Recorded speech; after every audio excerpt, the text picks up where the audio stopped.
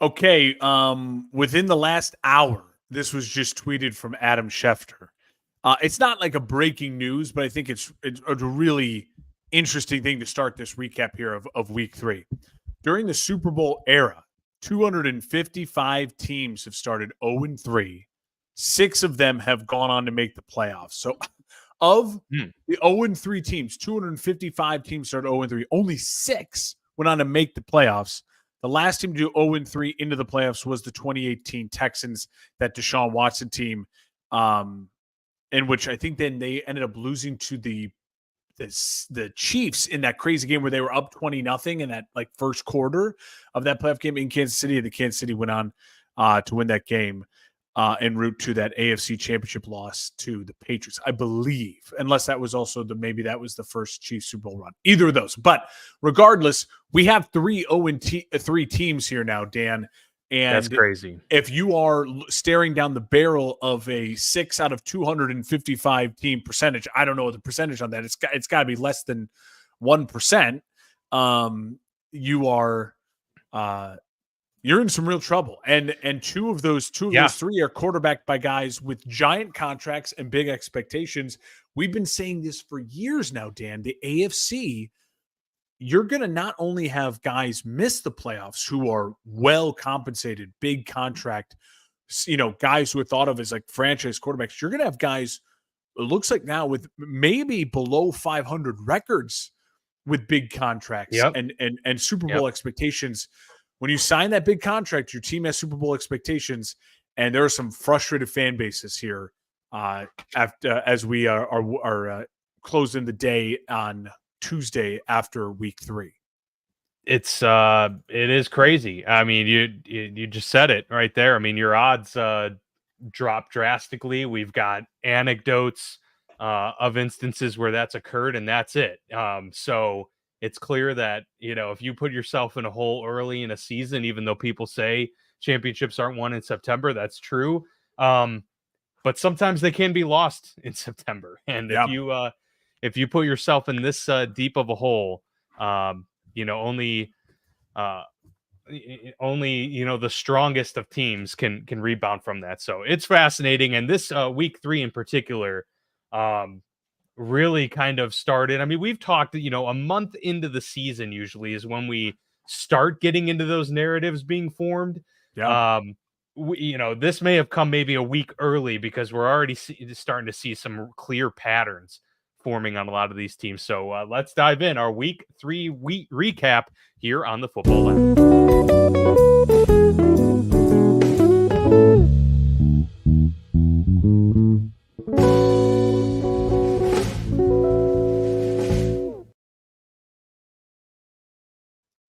All right. Well, we're going to dive in as we started last week with our best wins and worst losses of the week here in week 3 of the 2024 NFL season. Mark, I will toss it to you.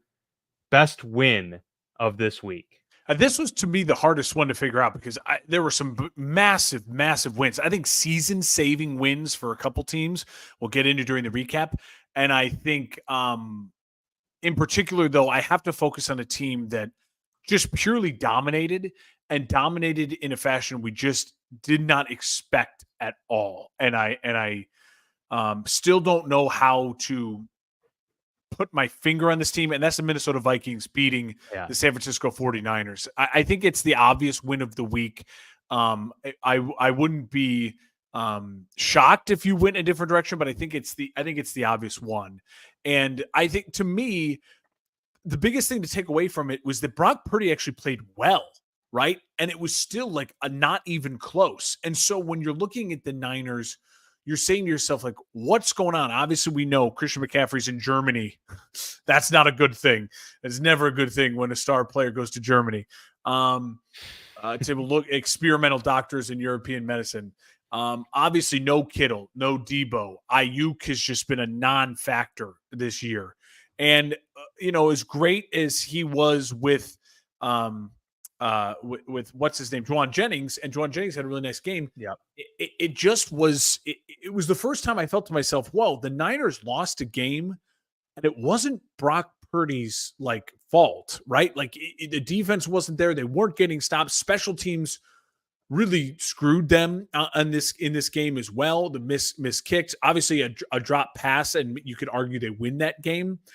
But it felt like if you watched the game, and I watched a large portion of this game, it just felt like the Niners weren't in control, and that's a weird feeling.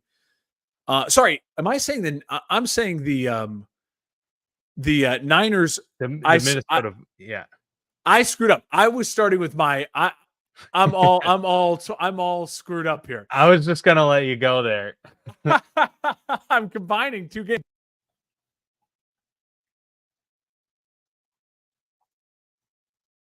Oh no, you've muted. I think you've muted yourself, Mark. Accidentally. It's things went awry. You know, we started the live stream off. Nope, I still can't hear you. I hit on. Well, now I got you through the. I got you through your computer. You know, it's so funny. I probably deserve that. I haven't started drinking yet, and that just goes to show you. Let's get track here. Is that better, Dan? Am I back on track? That's better. We got you loud and clear. By the way, I'm over here. I think is my screen glitching for you? Because it's definitely you've been in a little bit of a glitch. We are all sorts of messed up on this Tuesday. This is just great stuff. You gotta love it. Technology is. I'm combining these two, and I don't know why I am combining the two. But it's the Vikings win over the Texans that I'm talking about, and so. That's my loss for the Niners. So there's my preview for the Niners loss. It was like, wow, okay, they were in this game. It just felt like they weren't in control against the Rams, and it was ugly. And they were special teams. And like I said, the first time it felt like Brock Purdy played well when he didn't have his full complement of weapons, because we saw him lose games last year, and it was like, oh, well, they don't have Trent Williams. Oh, well, they don't have Debo. And so they're just not playing well. And you can't ask Brock Purdy to win games when his whole team's not playing well. So that's my loss of the week. That's the Niners.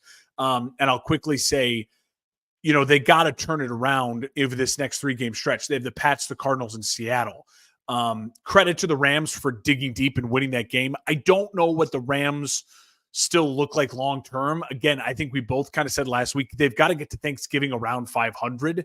This win obviously helps them that. I don't think the Rams now are going to rifle off 4 in a row. They're still so beat up, but it's a divisional opponent. They had emotion on their side. What a gutsy win by Stafford and that team. So my win of the week is the Vikings, and I will just say they dominated. Like, they dominated. And they dominated a team in the Texans that we thought absolutely is in the rarity, in that rare air of class of like Super Bowl contender in the vaunted AFC. And what Minnesota's doing right now is just scary. And for teams of for fans of teams like mine in the NFC, where you're just like, this was a team we all thought on our schedule, and you looked at like, that should be a win. I think most of us had the Bears taking down the Vikings twice. Now, can that still happen? Sure. You got to play every Sunday, right? But the way this team is being coached defensively, Flores, man, he is he's got to be the best DC in the league right now. I feel like he should win Coach of the Year. Dan, and I'm getting you now through your computer, just to let you know. Right. And so yeah, I know I got that all messed up. I'm not drinking, I promise. It's just a long day. And win of the week was the Vikings over the Texans. Loss of the week for me was the Niners losing. And I think one more button on that Niners talk was just really quickly say, this is now a team that's 1-2. None of us predicted them to be 1-2. And it's a team that is so beat up. And again, when they're beat up, you expect them to lose because it's Purdy not playing well, but Purdy played well and they lost. So it's like, we just haven't seen that out of this version of the Niners. So I don't know what to think of it because we haven't seen it yet. It's just very alarming. Yeah. Yeah, no, it is. I mean, we could have gone several different ways for the win and the loss of the week. Also, by the way, tried fixing this camera situation. It's just people are gonna have to bear with the glitching probably throughout. And me combining both games, even though it doesn't make any sense. No, I mean, The one I struggled with the most was the win, just like you had said, because I wanted to pick the Vikings just because they improved to 3-0 and what we've seen from Sam Darnold. But in an effort to kind of mix things up a little bit and give some love to some other teams, I picked the Los Angeles Rams because this was a season-saving win, a stop the bleeding moment. And it was a win that combined two tasks, which was get you back on track and also stymie your divisional opponent, who could obviously have gone to 2-1. You go to 0-3. That's a lot to overcome within the division. So for them to be able to come out here and win a close game, it wasn't by impressive fashion, but they did it with a ragtag group of guys for the most part. Matt Stafford played really well this game for the majority of it with a bunch of third string and fourth string wide receivers. That alone was impressive enough for, in my view, to give them the nod for best win of the week. But overall, really impressed to see what the Rams did. Can they get Cooper Kupp back in time to turn the ship around and kind of steady the track? Because, a lot of times we see when teams are able to weather the storm and they get a win like this, it's, catching lightning in a bottle for a week, and then it's back to reality, so to speak. So if they can turn around and get another win next week, you're going to feel really good because they're going to get Puka Nacua back in you would think within the next month. Cooper, hopefully even sooner than that. And then the Rams are at Chicago next week too. So that's all of a sudden now very much a winnable game for. Yes. It's extremely important game for both teams. Both teams. That's true. That's going to be a matchup to watch. For me, the loss, low-hanging fruit, Jacksonville. I mean, and this is one I imagine we're going to spend a little bit of time discussing this week. A lot of these matchups maybe don't, get that amount of attention, but this one in particular does, and not for the Bills, for as good as they are. I mean, we both had them winning this division. I think the way they won was impressive, and, them absolutely blowing the doors off of Jacksonville in this fashion was awesome. 47-10, an absolute drubbing. But this just left you with it's mayhem and panic in Jacksonville already, not even a month into the season. And we've got questions about Trevor Lawrence. We've got people saying, talking bad about the contract he got, and maybe rightfully so, because he hasn't been able to overcome a lot of bad things within the organization, like Joe Burrow did early in his career with Cincinnati, where he said, okay, he did it. I mean, despite all of the negatives, Joe Burrow got them over the hump and got them to a Super Bowl. You talk about Patrick Mahomes, with a less than stellar defense to start his career, but was able to, still take his team. Jacksonville, there's really not many excuses here, Mark. I mean, outside of the organization not having success as an organization historically, you've got the weapons in Jacksonville. You've got a Super Bowl winning head coach. You have the offensive cohesion put together on your side. I just don't know what more we can say other than Trevor Lawrence. This is like a put up or shut up year. I know for the money it's not, because he already got the bag, but it is in terms of building a legacy. And if you want this, ride to continue with Doug Peterson, they're going to have to turn this around quickly, because we know Trevor Lawrence isn't leaving anytime soon, but Doug Peterson might be on the hot seat here. Yeah, Doug Peterson said after the game, kind of alluding to everything needs to be evaluated, all this stuff. He can't bench Trevor. Like you just can't. So it is in this really weird, mode that they're in Jacksonville. And I'll just say this. To me, the two things really stood out to me from this game. First off, I'm really pleased with the Bills. I was on the Bills all offseason. They were the one thing I feel really right about so far this early part of the season, that Josh Allen would be the MVP and that the Bills would become a better football team, addition by subtraction. Remember, I used that during the preview, and it feels that way. The offense just feels free. It feels like the awkward guy is out of the room, and everyone's like, phew, okay. When the guy who no one likes at the bachelor party is like, all of a sudden disappears for an hour and everyone's having a really good time. And then you're like, oh, okay. You know what I mean? Like now we can have some, now the weird dude is out of here. The pressure's off, or the crazy guy who's like forcing Coke in everyone's face. And it's like, no, he's out of here. That's Stephon Diggs. Right. And he's a great player, but it's just addition by subtraction. It wasn't working anymore. And everything feels like it's working in Buffalo right now because he's just spreading the ball around. I mean, Josh Allen looks incredible. He looks incredible to start this year. Now, does that mean that they're just not going to get their hearts ripped out by the Chiefs in the playoffs? Of course they probably will. But we'll get to that when we get to that, right? Like right now, they look fantastic. For Jacksonville, I'm really glad that they decided to just poop the bed because it allowed me to focus on the great game that was the Commanders and the Bengals. And as one game on Monday Night Football as the Lord intended should be. So thank you to Jacksonville for pooping the bed and we could just focus on one game. But I will say this, franchise quarterbacks don't lose 8 straight games. And I know it's over 2 seasons, but franchise quarterbacks don't lose 8 straight games. And that's what Trevor Lawrence is dealing with right now. And he's dealing with it while in the midst of also signing a 5-year, $275 million contract. It's ugly. It's bad. And the thing that concerns me is like, where's the quarterback development, right? How have they developed Trevor Lawrence? Because it looks like he's regressed over the last year. I mean, he had the playoff berth and the big comeback in the playoffs. And then last year, it wasn't good. It was really ugly at the end of last year. And we started the year ugly, bad quarterbacking. He looks inaccurate. He looks like he's unsure. He looks unconfident. He looks like he doesn't know what he's seeing. He looks like he has no connection to this offense. And so I question what Jacksonville is doing in development of their franchise quarterback. Maybe they're just like, oh, no, he's on his own. He's a grown-up. He's got to develop himself.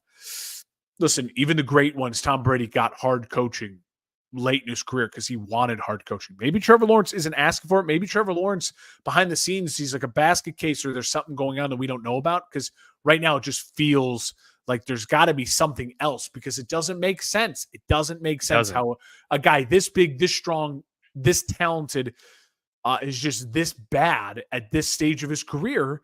And Jacksonville's going to be a fascinating watch. Not like I don't want to watch their games, but I want to see I want to watch the highlights. I want to see the outcomes. Follow the story. I want to see the box score. Yeah, follow the story because it's going to be really interesting.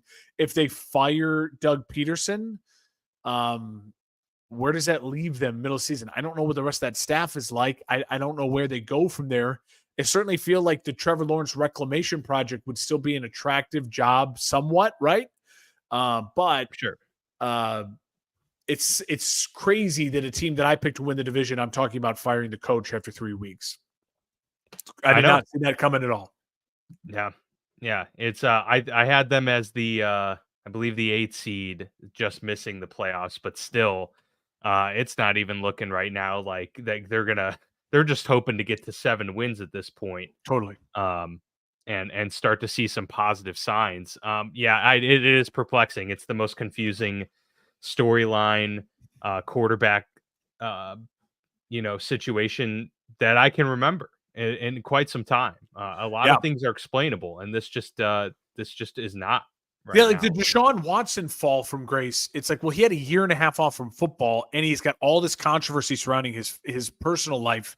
Then it makes sense that the dude's not good anymore. But Trevor Lawrence is playing like poop, and he's had none of that. All he's gotten is a vote of confidence, gotten married. I mean, all of the big contract, like all of this stuff seems like, no, you should take that next step or at least be still playing quality football like you were. And it's worse football, and it's losing football, and it's inaccurate passing. It's ugly, Dan. It's ugly. It's really, really bad. And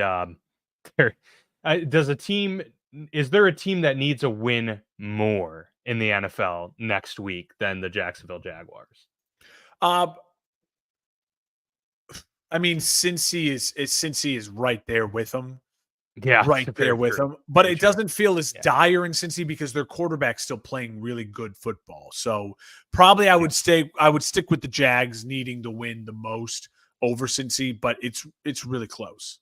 This is the only ray of sunshine I can, put on this Jacksonville Jaguar season, and that is these first 3 games have been 2 on the road to Buffalo, a really talented Browns defense, and the Dolphins, like good teams that they've lost to. They play the Texans next week, and they're going to be pissed off. Yep. So to put up a shut up They game. really don't get much breathing room until after that, where they take on the Colts, Bears, Patriots for 3 straight weeks. I mean, and 2 of those games are in England. Yeah, exactly. Obviously, they're used to that. Most of these players who have Still. been there, they've been that London team. But yeah, no, they're really gonna have to turn things around. All right, let's get to some of the other games. The Thursday night game, Jets put on a can of whoop ass on the New England Patriots, 24-3. Aaron Rodgers and company did look to get back to form, and appeared to, have cohesion offensively in this game. Obviously, they're playing the New England Patriots. We were surprised at, how the Patriots looked the first couple weeks of the season, but nonetheless, I don't think any of us, think that the Patriots are going to be contenders. So it wasn't terribly surprising, but I think it was good for the Jets to kind of fire on all cylinders and get that mojo going. Well, especially because the Jets, like the Bears, have lost like an insane amount of games in a row to division rival. Like the Bears have lost 10 straight to the Packers.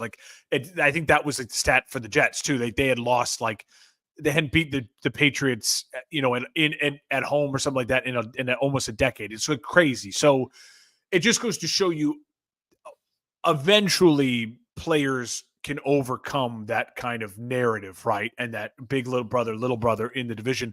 This is exactly what the Jets needed. Great win for them. And if you're a Jets fan, I don't want them to be thinking Super Bowl, but they absolutely should say to themselves, listen, if we get this Aaron Rodgers every week, this should be a playoff team. Like, if you get that Aaron Rodgers every week, that defense is good enough to be a playoff team.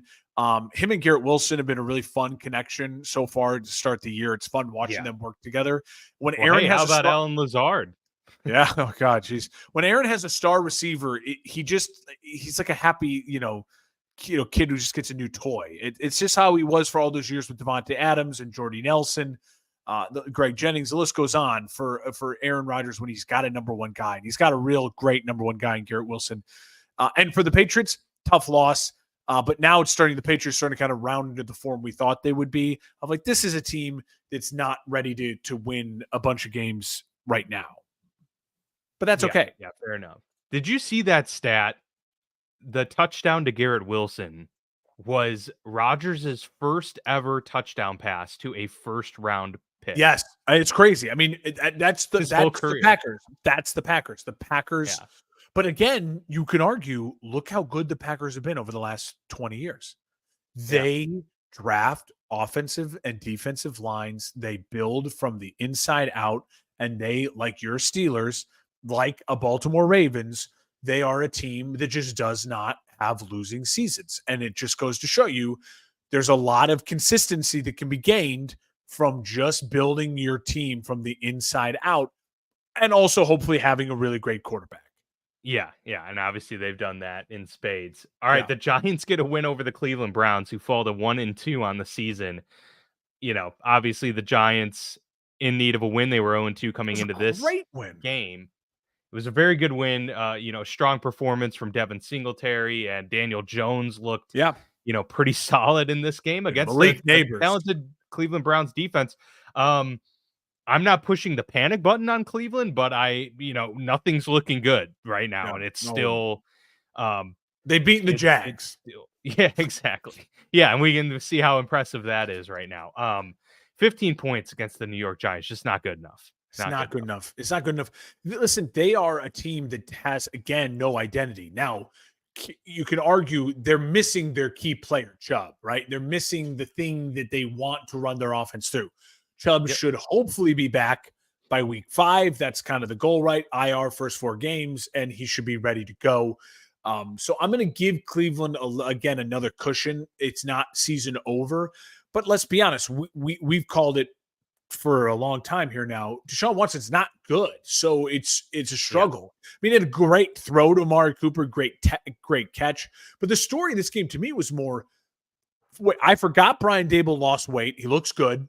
Looks like a head coach I want to hire when he gets fired. And he looks like a guy, and that was the type of win that we saw from the Giants 2 years ago when they made the playoffs. It's exactly the type of wins we were seeing, where it's like, damn, Daniel Jones, we know he's not good, but that's a good play. And man, they have, 2 years ago, it was just Saquon. This year, it's just Malik. And it's like, hey, if you have a guy who you can run your offense through, then you can win a game every once in a while in the NFL. And with that defensive front, the Giants are officially feisty. They are. They've got a really good, front seven in total. But yeah, I mean, if you can rush the passer in this league and kind of keep teams from blowing you out, you'll have a chance. Can I say this? I had a quick thought in my mind. If I was a Giants fan, part of me thinks to myself, you know what? I really kind of want to win 8 games this year and barely miss the playoffs. You're not bringing back Daniel Jones. The contract's done. You can get out of it. That's done, right? But Brian Daboll, I think there's still something there. Him and Malik you don't want him Neighbors, to lose his job. They have a nice piece on the offensive line. They have an incredible front seven. I kind of feel like if I'm a Giants fan, if we can get to 7-8 wins, maybe that keeps Daboll and gets rid of Daniel Jones, and maybe that's the best thing for the Giants going forward. Maybe. Yeah, that's a good point. Malik Neighbors is so good too. Yeah. Are already showing that he's one of the top receivers in the NFL. Your Green Bay Packers, I'm sorry to do that to you, win by 16 against the Tennessee Titans. Tennessee now 0-3 on the year. Packers 2-1 behind Malik Willis. How about that? Going on the road. It's one thing to win, their first home game behind a, quarterback who was tossed around as potentially even like a third string or practice squad quarterback, goes back to his former team and plays really well, Mark. I mean, Malik Willis, this goes to show, obviously, and everyone has the correct take on this, that Matt LaFleur, it's all about, location and environment for a lot of quarterbacks when you're trying to develop. Yeah. And, the guy, we need to start giving him more credit, even though he's been getting credit, just for what he's able to do developmental wise. He hasn't won the Super Bowl. And so there's, flack for that, but it's impressive. Yeah. Malik Willis actually looked like a competent NFL quarterback in this game. We said it last year. Matt LaFleur at the end of the year, it was extremely impressive because it started to feel like that's Matt LaFleur's Green Bay Packers, not Matt LaFleur and Aaron Rodgers' Green Bay Packers. That's Matt LaFleur's Green Bay Packers. And Matt LaFleur's Green Bay Packers looks a lot like Kyle Shanahan, 49ers, Mike McDonald, Miami Dolphins, where it's a physical upfront run game. And it is a Mike McDaniel, sorry. And then play good defense and develop a quarterback. And we've seen now when it's a young quarterback with no ego, they've developed underneath Matt LaFleur, whether it's Jordan Love or now Malik Willis. I hate it. I mean, I had my Bears hat turned around. And so I have to be honest, the Packers fans have it made. They have a coach and they have an organization that are just doing it the right way. And the best thing for them is the fact that they're winning games without Jordan Love right now. And I know that seems weird, but it's true because just let him get healthy.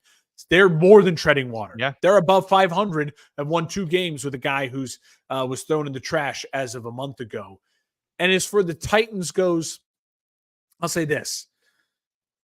I really hope they give Will Levis until Thanksgiving. Give him until Thanksgiving. I think there's still something there. He just needs to keep playing football. The Titans aren't going anywhere. They're not doing anything, not in that division. Their head coach is fine. He's going to get his next quarterback if he wants it. He's an offensive guy. He's a new hire. They're not going to fire him. But I know everyone's it's easy to laugh at Will Levis because the bad is so bad. I'm just not ready to just say, all right, he's done. He's trash. He can't play. I agree. We've seen it now with Darnold. We've seen it now with Geno Smith. We've seen it now with Justin Fields. We're seeing it with Malik Willis. Baker. Baker's great, another great one added in there. I know that he's a second-year quarterback. He hasn't even played 16 games yet. Let the kid keep playing. He's got the tools. He's a tough SOB of a kid. And so I'd like to keep seeing Will Levis. And I know that might be driving Titans fans crazy, but I'd like to keep seeing Will Levis. And honestly, what's the worst that can happen? If he keeps losing you games, well, then you're just going to replace him with a top 5 pick at quarterback. So Yeah, why exactly. let's go to someone else? There's no one else. Just play Will Levis. Don't panic on that. And I think maybe by Thanksgiving you'll start to see, hey, this is what this kid's got, and maybe we don't need a quarterback.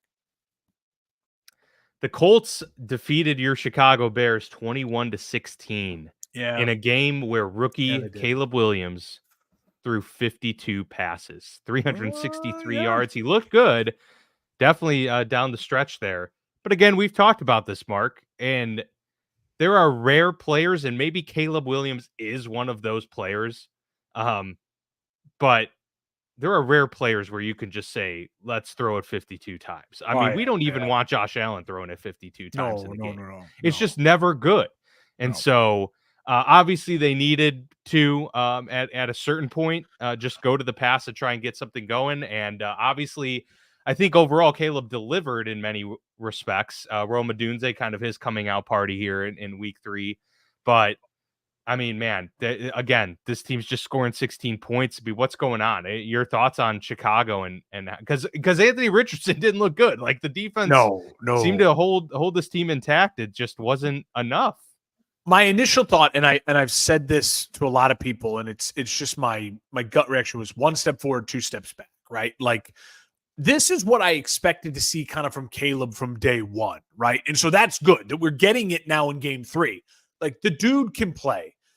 I'm not worried about Caleb at all. And shame on things like 670 to score. They're getting toasted online today, and they should. If you don't know 670 scores, they are a big Chicago sports radio station. It's them and ESPN 1000. I've always been an ESPN 1000 guy. Neither here nor there.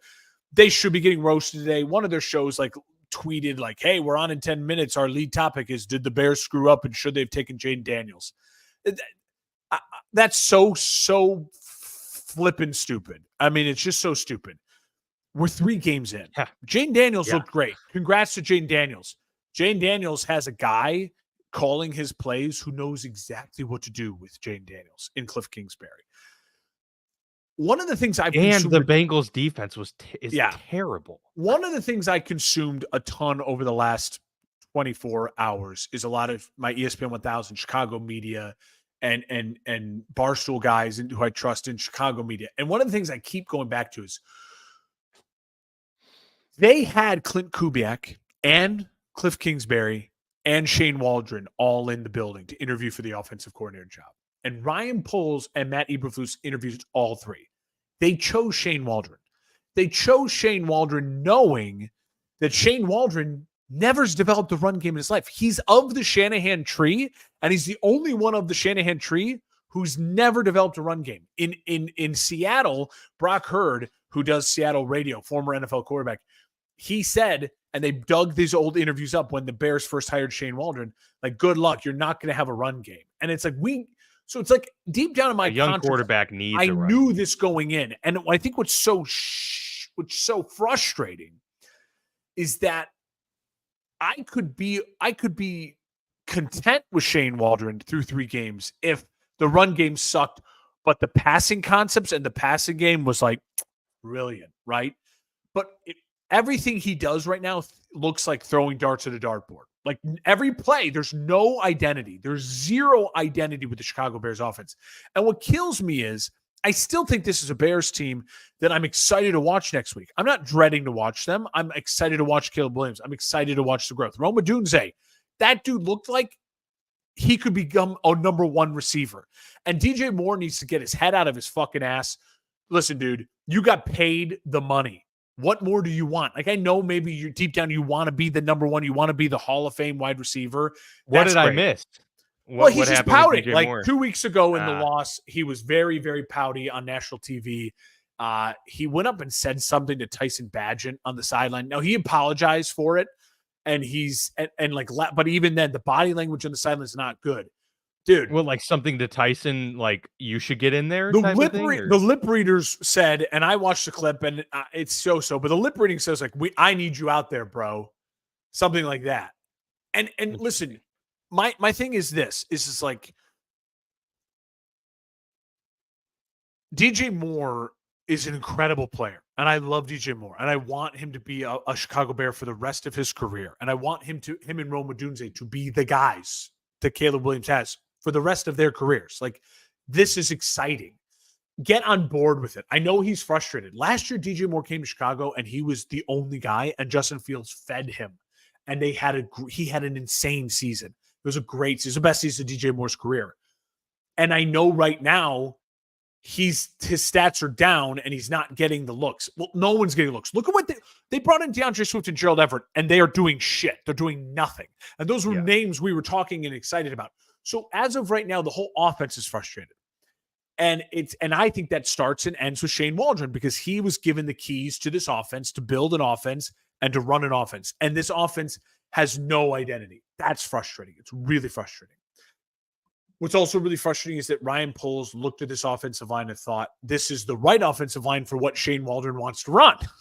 Like, if you're not going to develop a run game, and Shane Waldron's saying, hey, no, I'm going to develop Caleb Williams as a passer and a high-level passer, that's great. Like, I love to hear that, right? Okay, great. I can get on board with that. But then Ryan Poles gave him this offensive line to pass block for Caleb Williams. That's also frustrating. It's a really frustrating situation the Bears find themselves in.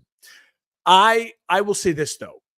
My optimism and excitement for Caleb Williams and Rome Odunze and the potential for this Bears team. Listen, DJ Moore's locked up. He's not going anywhere. He'll figure it out. They'll get that attitude right. It'll be fine. This defense is awesome. It's so much fun to watch. My optimism, my excitement is still really high. Am I bummed because I wanted this team to be a playoff team? I wanted Eberflus to be the guy. I wanted Shea Waldron to be the guy, so I didn't have to go through the whole bullshit again of the coach and all that. I wanted it. Yep. Am I bummed? I'm bummed because it's obviously not that. It's obvious right now he's not the guy, and we're probably going to have to fire coaches in the offseason, and that sucks. But I'm pumped because Caleb Williams is the guy. Caleb Williams can be the guy. Rome Odunze and him and DJ Moore in this offense. Cole Kmet got involved. That was great. Roschon Johnson got involved. That was great. Like, they're doing a lot of coach speak in House Hall, but yet they're doing a lot of actual action on the field. Velus Jones didn't play. Nate Davis didn't start, even though they backed them verbally. That's great. I love that they're giving me coach speak, but then they're just doing what's football-wise right. So the team is heading in the right direction. They have winnable games coming up. I want to win games. I'm sick of losing games. I want to win games. That's where the frustration comes in. But I am not at any means panicking about Caleb at all. I'm not panicking about Rome at all. I want a better offensive line. I want an identity offensively, and we're going to win a bunch of games if those two things happen. Will they happen in the season? I don't know. Will they happen in the future? God, I hope so. As far as Indianapolis goes, they should not have won this game. They were not the better team on the field. They were gifted 3 really ugly turnovers from Caleb. He has to own all those turnovers. The one interception was horrendous, and I hope that's the type of interception you see only once a year. And every quarterback's allowed to have one really horrendous interception a year. That's your one. Let's not have a second, right? The interception to Rome, I think, is also on Caleb. It's inexcusable. Don't throw into double coverage when you have wide open guys, easier routes. Just take the gimme to DJ Moore and move on. But again, he had a chance to catch that ball, so I'm not going to roast Caleb for that. And then listen, your offensive line is bad, and you got the strip sack fumble. Is that 100% your fault? No, but I'm going to put the blame on you because you just got gifted a huge momentum shift from your defense, and you get the ball back to go and win this game. You got to know the last thing you can do is turn the ball over. And if you know your offensive line has been struggling, you got to know that the ball's got to come out, or you got to be more visual in the pocket, because he didn't even see the guy coming to strip sack the fumble. That's bad.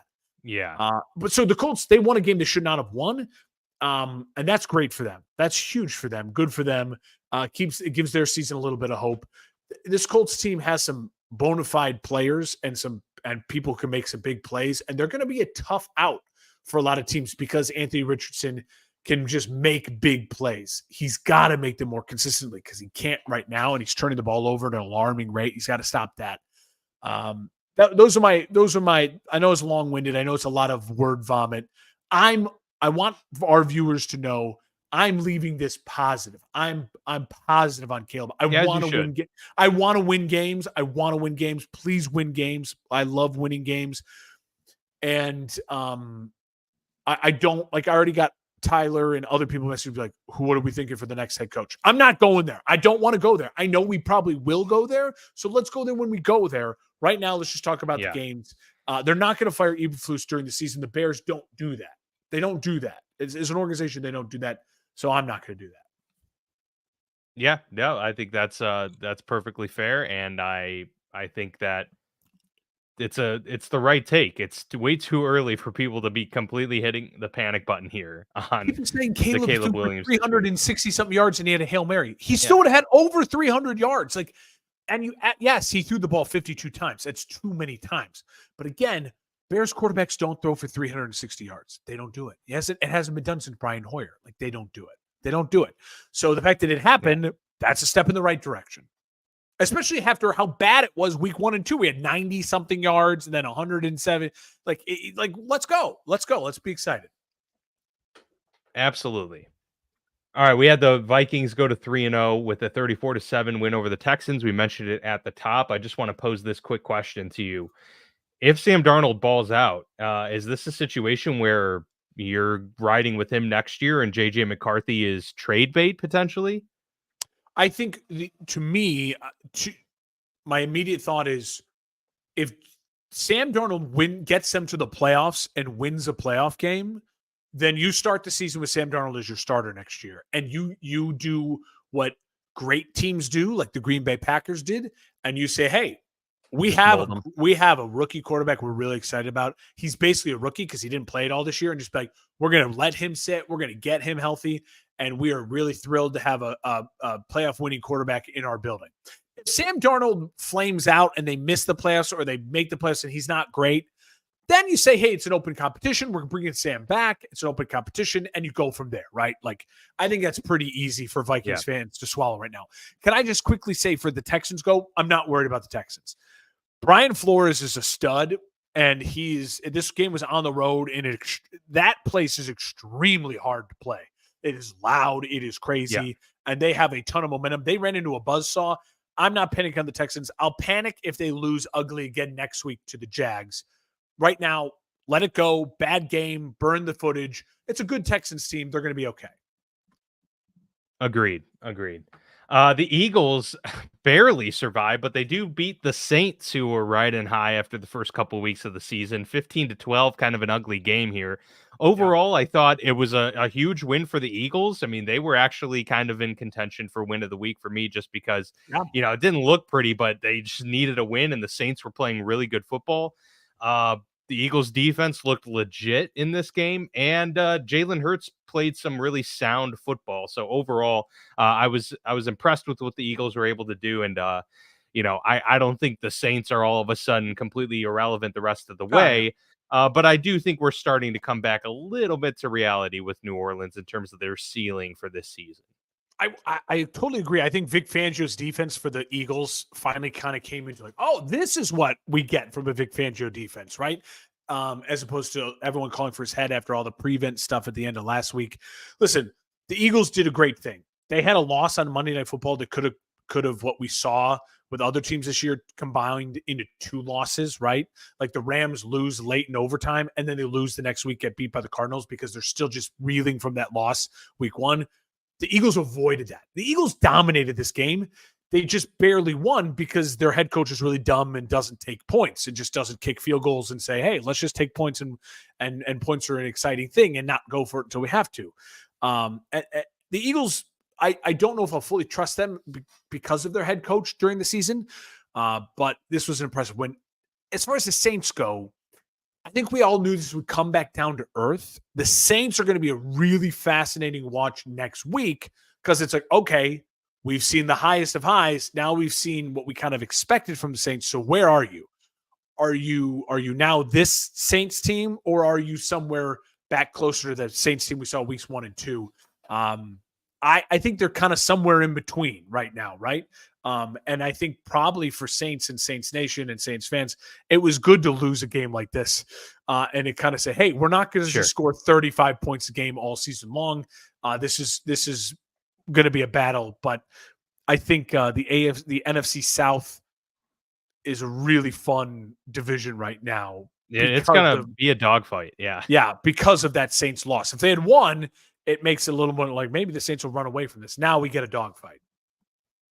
Absolutely. I'm looking forward to that one in the NFC South for sure. Uh, Steelers win 20-10 over the Los off, Angeles King. Chargers. This is a great win. It was a great game overall too. I saw people tweet about it, and I think people could, react and say that it's hyperbole.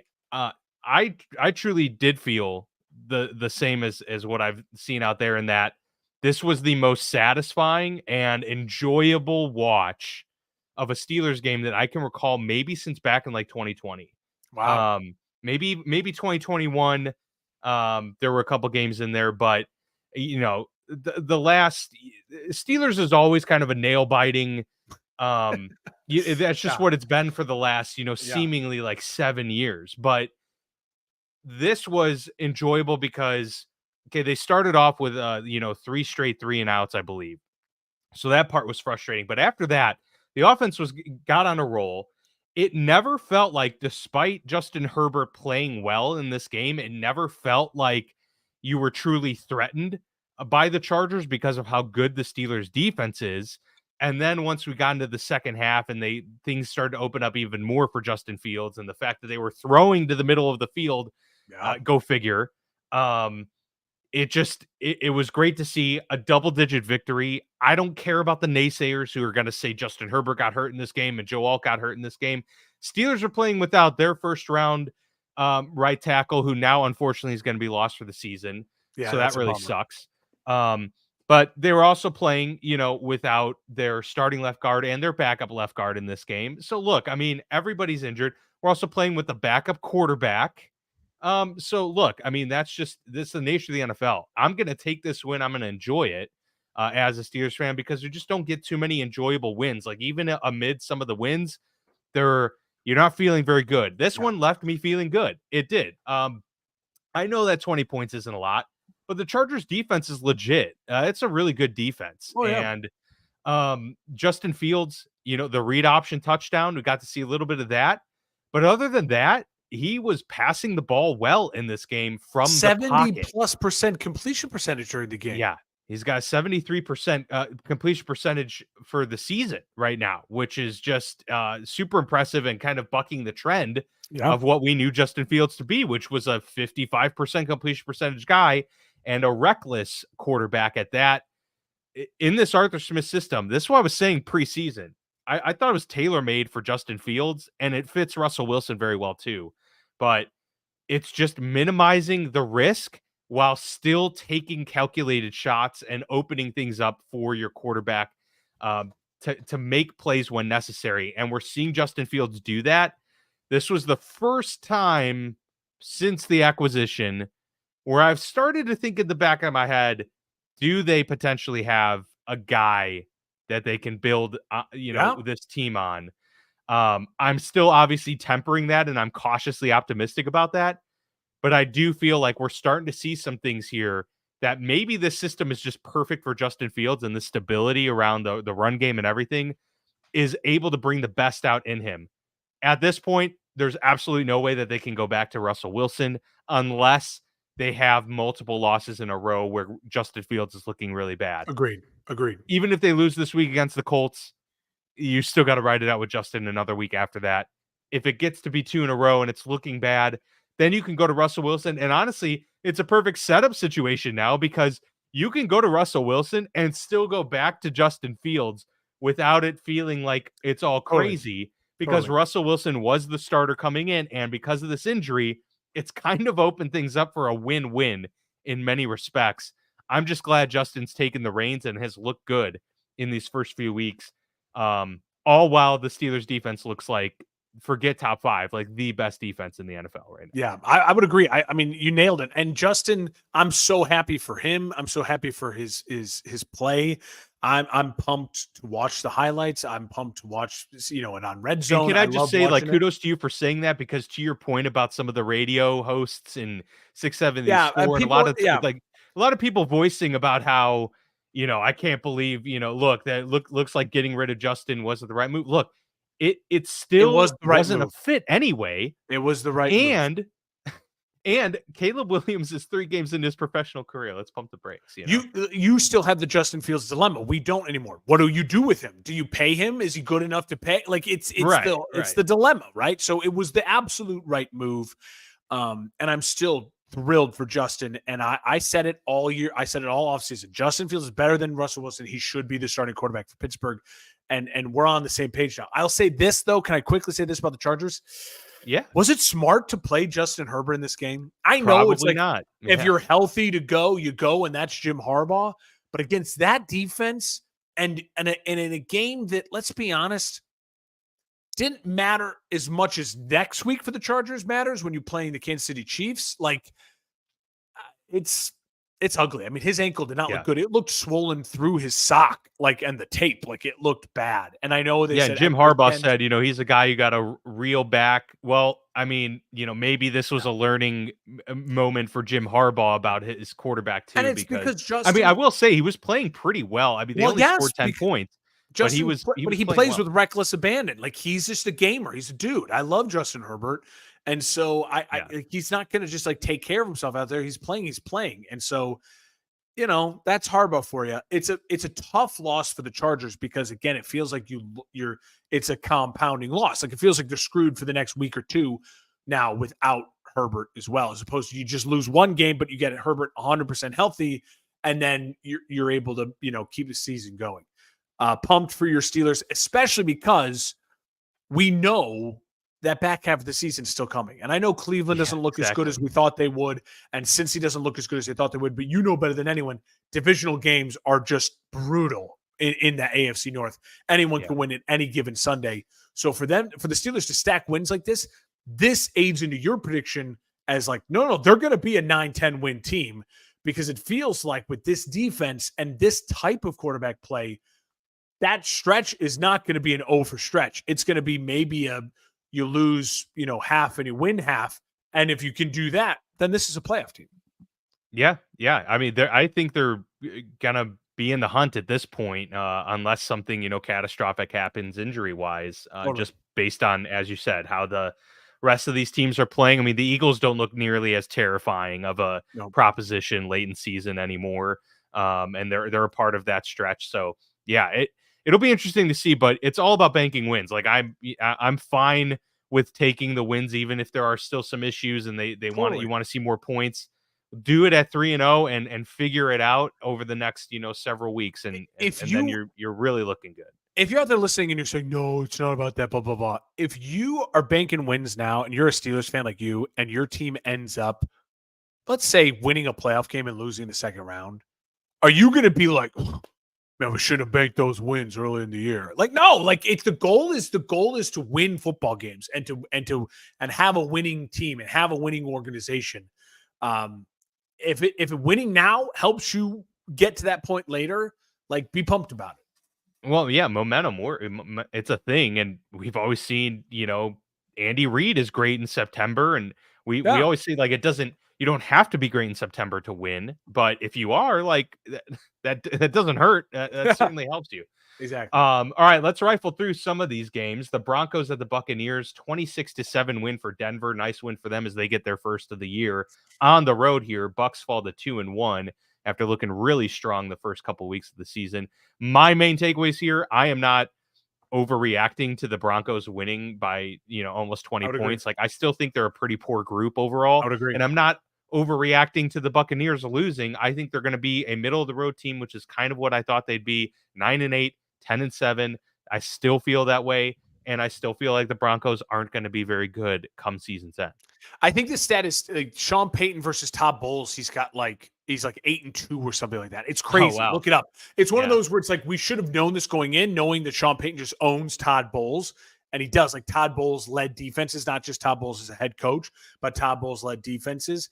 And so it doesn't shock me that Sean Payton knew the game plan. And then, obviously it was just kind of a comeback down to earth game for the Bucs after a big emotional win. It's a killer loss for the Bucs because, again, I thought they would stack wins now. This is now. Well, yeah, it's a bummer for that perspective. Yeah, huge bummer for that perspective. But otherwise, yeah, I'm not reading into it. I'm not ready to crown the Broncos as their back, and I'm not ready to write off the Bucs. But certainly, one of those shocking results that then when you look at like Sean Payton, Todd Bowles, and the game planning and the history, it's like, oh, probably should have seen this coming. How about Andy Dalton and the Carolina Panthers putting up 36 points now? It was on the Vegas Raiders who, despite their front, I guess their defense isn't nearly as good as we thought they were coming into the season. 36-22 win for Carolina. Obviously, the emotions and the environment there seems to really have turned a page just from one game, and a lot of people happy for Andy Dalton. Bummer for Bryce Young to see all of his teammates super happy, I'm sure. And see what can be done in the Dave Canales offense. But nonetheless, I think they've got their guy for at least a little while here while Bryce Young kind of, figures things out. But yeah, I don't think the Raiders are very good, Mark. No, Andy Dalton's redhead. He'll turn back into a pumpkin eventually. And I will say this, I do think maybe the best thing, honestly, now for Bryce Young was seeing like, oh, dude, that's all you got to do. Like, shit. Like Bryce Young didn't get to watch anyone. He started as a rookie in a confusing system, and now he's in year 2 with a new head coach in a system, a whole new system. And he just got to watch a veteran pro quarterback just be like, dude, that's all you got to do. Just stand there and do that. Like make that throw. And truthfully, maybe that's what Bryce Young needs. Like I hope we get Bryce Young back in a couple of weeks and we get to see him be like, oh shit, like, okay, I can do that. Like, that's what I'm supposed to do. I can do that. Like, thanks for like someone helping me. Like, let me see that. That's all I got for Bryce Young at this point in time.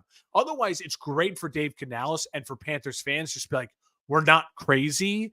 This team shouldn't be this bad.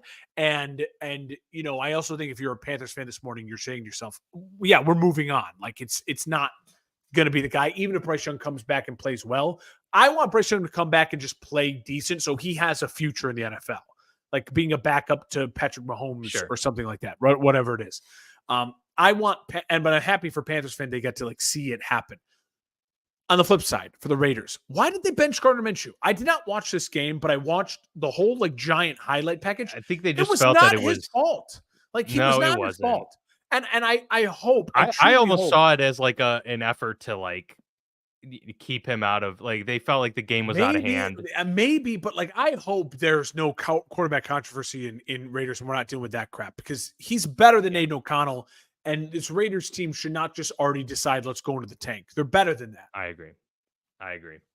The Seahawks beat the Dolphins 24-3. Seattle 3-0 on the season right now. Skylar Thompson gets hurt, so it's Tim Boyle under center for the Dolphins for this foreseeable future here. Seattle's beating Denver, the Patriots, and the Tua-less Dolphins.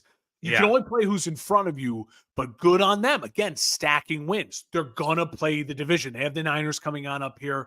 The Cardinals and the Rams are no pushovers. So good on them for stacking wins. I think Seattle right now feels absolutely like a playoff team in the NFC. Absolutely. And credit to their young coach.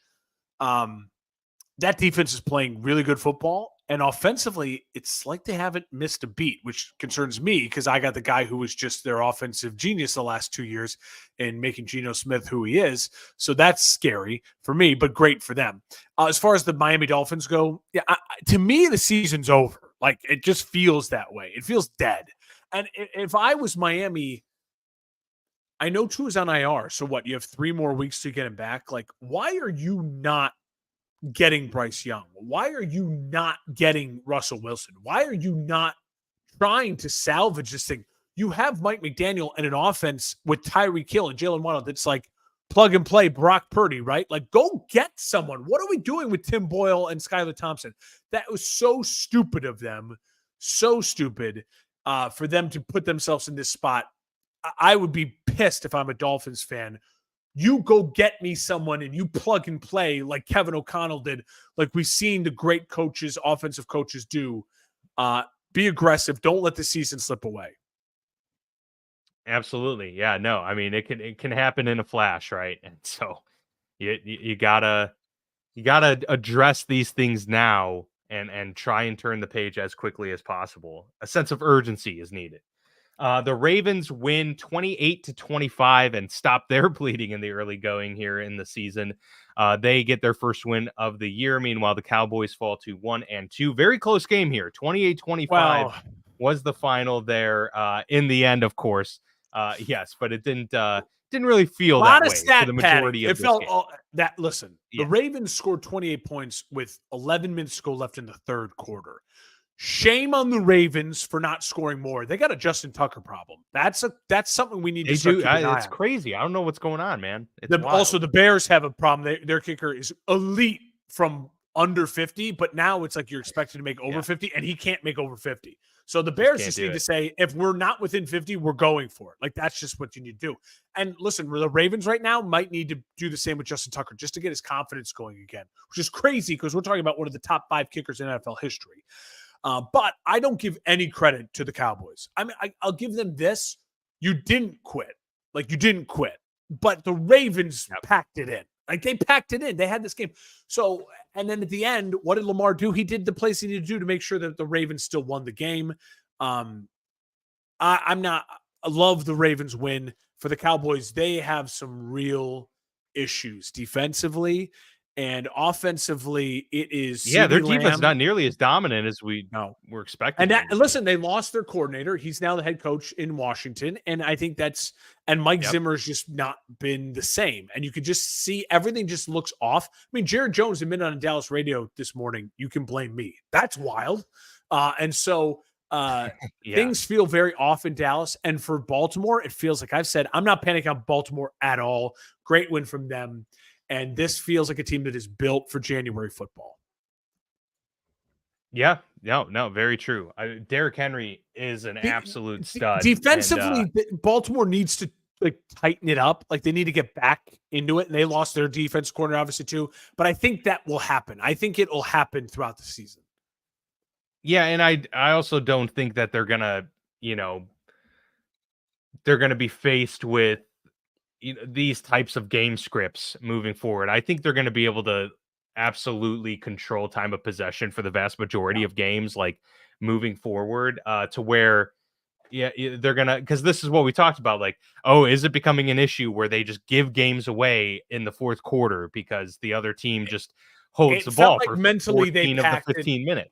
It felt like mentally the whole team packed it in, and that's bad. Don't get me wrong, that's bad. But I'm not like worried about the Ravens defense because they let Dallas back in. It felt like everyone was like, this game's over, and they couldn't believe that if Justin Tucker had hit that field goal and that scoring drive, like, it wouldn't have been nearly as close, and it wouldn't have been as dramatic.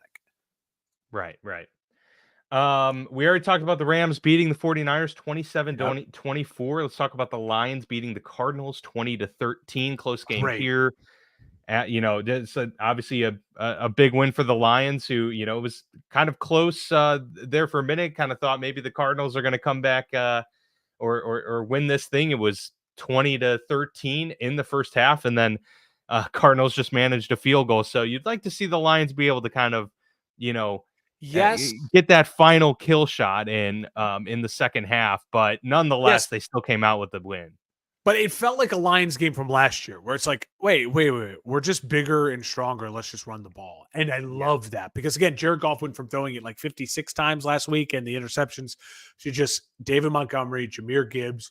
We don't care. We'll win by 1 point, but we're going to dominate you line of scrimmage. So great Lions win, kind of bounce back. And for the Cardinals, again, it just goes to show that's a team in the Lions that I think we all think is a top 2 or 3 team in the NFC, and they hung with them. They weren't dead in that game, even though the Lions were physically beating them. And that just goes to show you that Kyler and his weapons are starting to figure it out. And so they're legit, man. It would not shock me if by Thanksgiving, we're talking about the Cardinals being like the team you do not want to play in the NFC. Yeah, no, Kyler's the real deal. I don't know why he gets constantly underrated. Anytime he's actually played football, he's played pretty well. I know he's been hurt, and he seems committed right now too. He seems very committed, and I give him focused. That. Absolutely. Chiefs edge the Falcons 22-17.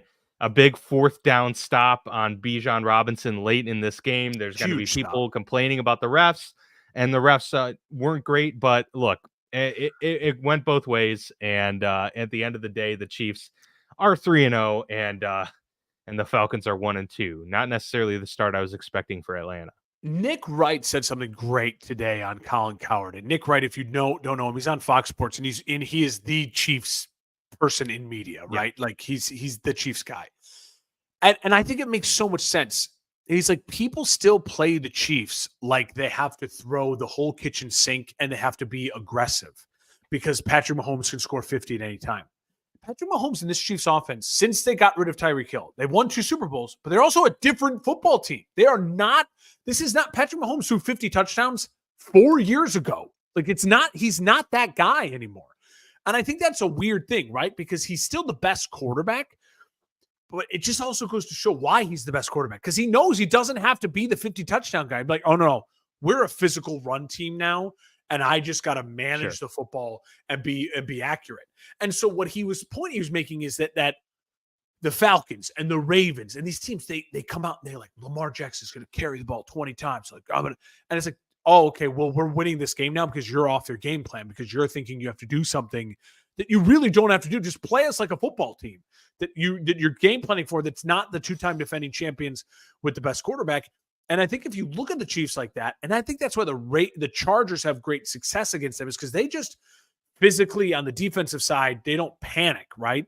They play their style of football. Yes, and I'm excited to watch Jim Harbaugh's Chargers against this Chiefs team. So, listen, should that probably been called a pass interference? Yes, but it's close. It's ticky-tacky. I'm not going to panic. I think the Falcons, they need a little bit more of an identity offensively, because it feels a little bit like Kirk Cousins just making some throws and making some big plays, and their offensive line being good. But as far as the Chiefs go, the Chiefs are just going to Chiefs. I mean, the Chiefs are frustrating to watch. They were fun to watch when they're beating teams 50 to 10. The Chiefs are annoying when they're winning games like this. But I think this is just this version of the Chiefs without Tyreek Hill and with all the kind of concerns of Hollywood Brown and not being 100% and the aging Travis Kelce. This is how they're going to win games, and they're good enough to win games with that because they have a great defense and Patrick Mahomes. Yeah, and I have no worry about the Chiefs at all. I still think that they're going to three-peat this year, and I think they're it's just different. They're still dominant, just different.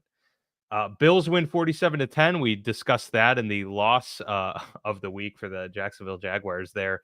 The Commanders beat the Cincinnati Bengals 38-33. The Commanders are 2-1. Jaden Daniels had a huge game here, but so did Joe Burrow, who threw 3 touchdowns. So it was back and forth. I just the Bengals defense is so much worse than I even thought they were. It was bad. I think this was a hangover game for the Bengals. This was a tough spot. They should have beat the Chiefs, right? Like they went all out and they played the Chiefs all out. Their defense looked great against the Chiefs. So Trey Hendricks was great. And then it's like, oh, the Commanders are here. Like, we'll beat them. And it definitely felt like the defense failed them. Like, listen, if you're Joe Burrow, right? And people are like, I can't remember, it was one national host was all on Joe Burrow's butt today. Like, yo, you got to win that game. Joe Burrow scored 33 points at home and you lost. Like, that's bullshit. Like, that's just bullshit. He threw 3 touchdowns, 330 yards. You score 33 points at home and you lose the game. I'm not blaming anyone on the offense or the quarterback. This was, and what's crazy is Jaden Daniels is Lamar Jackson, only slightly taller and I think slightly more advanced. I don't want to say a better pocket thrower, because I think Lamar right now is probably still a better pocket thrower. That touchdown to Terry McLaurin was incredible. Yeah, but at this stage, like, he comes into the league more polished as a pocket thrower than Lamar was. I would agree with that. Which again, I think the great thing that we've seen for Jaden Daniels fans and Commanders fans from week 1 to week 3, he's not taking the hits. He didn't take the hits last night, and he's evolving in that way. That's huge, because the best thing for Jaden Daniels is availability. Like, that's his best ability, because he's a special player. And I don't know if it's sustainable for Washington. He did something we've never seen done since the 1940s in this game. There was no punts and no turnovers and scores on every possession. Like, that doesn't happen, right? And he has had 2 wins now, and both of them, they had scoring drives on every possession. That's not sustainable, okay? That's not going to sustain. So this Washington Commanders defense is bad. They gave up 33 points, right? They're not good. He knows they have to score. And what is Cliff Kingsbury good at? He's good at scoring. So it's a fascinating team. They're a fun team. They're a team with high upside. But let's check in with the Commanders come Thanksgiving. Yeah, I do think their defense, they gave up 33 points to Joe Burrow and the Bengals, but I do think Dan Quinn is something of like he brings a culture and a defensive mindset and just like, it seems like the players like really want to play for him, and I think that's super important, especially when you have a young quarterback and a whole new regime and organization. Basically, they are rebuilding the entire organization. So, impressive win for the Commanders. Not totally panicked on the Bengals, but if you go into 0-4 rut, it's super hard, as we know, to get to the playoffs and to win a playoff game at that point. So Bengals need a win next week. It's must-win territory for sure. Well, that pretty much wraps it up, Mark. Yeah, any final thoughts or takeaways on week 3? Not really. Other than, a lot of these 3-0 teams, I feel good about pretty much all of them. I don't Bills, feel Pittsburgh and Vikings, all 3-0. 4 3-0 teams. Chiefs, Bills, Pittsburgh, and Vikings. Seattle as well. Seattle. There too. I don't feel like anyone's pretenders. Seattle would be the one I feel least confident about. And then in the 0-3 teams, I mean, I have issues with all of them. I feel like it's panic, not quite panic mode, but pretty close to panic mode in terms of what they need to do next week. But I think the Jaguars are the biggest concern for me. Yeah, I would say, to me, my takeaway from week 3 is it feels like we had week 1, which was a bunch of kind of like crazy results, right? Like, oh my God, the Pats beat Cincy. And we're all like, what's going on? And you can't take everything from week 1. Week 2, it felt like the things we expected to happen happened. Week 3, it felt like we're back to week 1, where it's like, I did not expect the Vikings to destroy the Texans. I did not expect this beat up Rams team to beat the Niners, right? And to beat the Niners where Purdy played really, really well.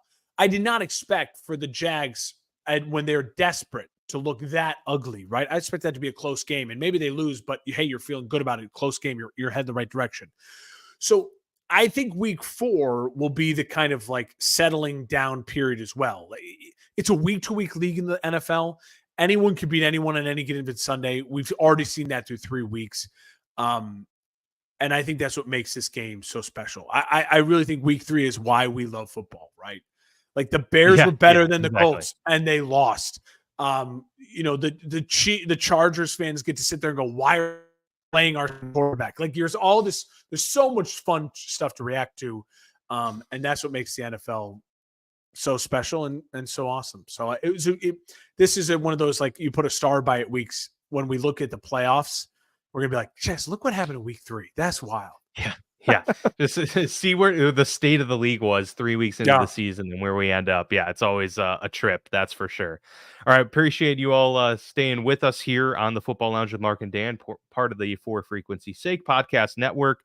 Appreciate all of the likes and subscribes. That really helps us out. So check us out on social media for all of that. And we will be back here next week, hopefully with working cameras and working mics for you all that time around.